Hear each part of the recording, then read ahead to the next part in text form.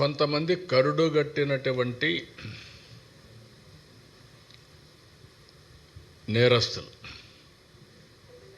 కొంతమంది మైండ్ని పొల్యూట్ చేసుకున్నటువంటి వ్యక్తులు, గంజాయి, డ్రగ్, ఇంకొక పక్కన నేర ప్రవృత్తుండే కొంతమంది, వాళ్ళ మైండ్లో ఇదే ఉంటుంది.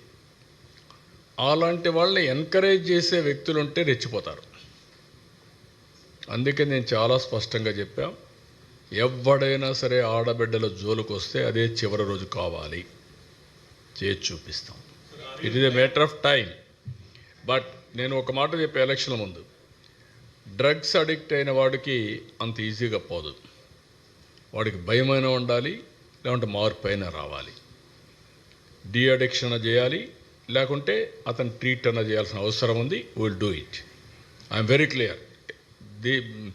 నేను ఒక్కసారి కాదు, 2 సార్లు కాదు, చాలాసార్లు చెప్తున్నా. నేను మోటివేట్ చేస్తా, మర్యాదగా చెప్తా. వినకపోతే పబ్లిక్ ఇంట్రెస్ట్ కోసం ఏం చేయాలో చేసి చూపిస్తా.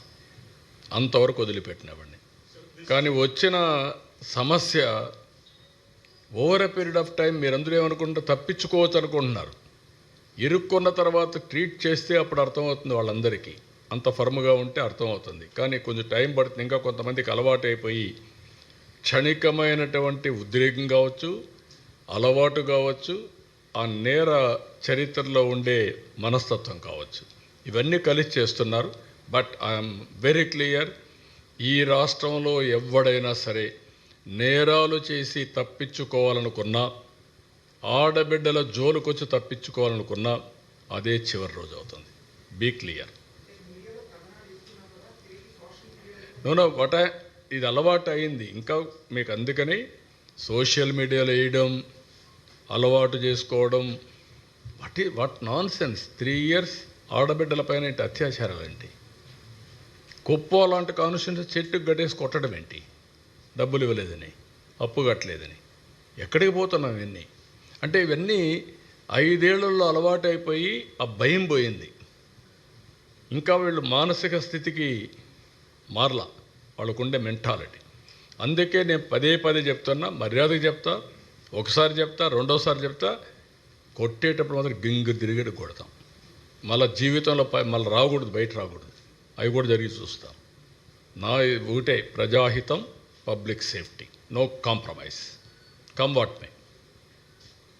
నేను ఎందుకు నేను పోరాడాను తీవ్రవాదులపైన ఎందుకు పోరాడాను? నువ్వు కుర్రాడివి, నీకు అప్పటికి తెలియదు.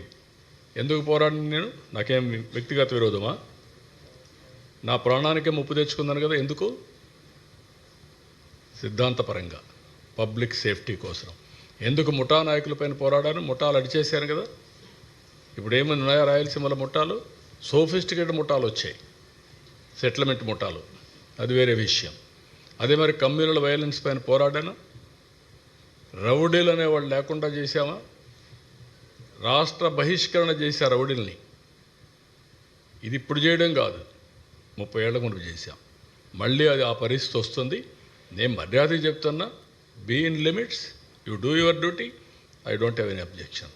కానీ టేక్ ఇట్ ఫర్ గ్రాంటెడ్, నా ఇష్ట ప్రకారం నేను చేస్తానంటే చెల్లదు. Okay, thank you.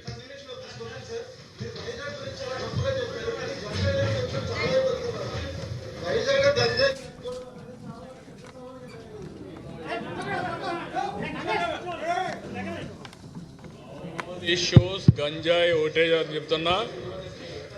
ఒకప్పుడు విశాఖపట్నం క్యాపిటల్గా చేసుకొని గంజాయి హబ్గా చేసుకొని చేశారు. చాలా సమస్యలు వచ్చాయి. రేపు 25 కూడా గంజాయి పైన పెద్ద ఉద్యమం చేస్తున్నాం, అవేర్నెస్ చేస్తాం. గంజాయి అమ్మినా, పండించినా, వ్యాపారం చేసినా, తీసుకున్నా చాలా ఫర్మ్గా ఉంటాం. Be careful.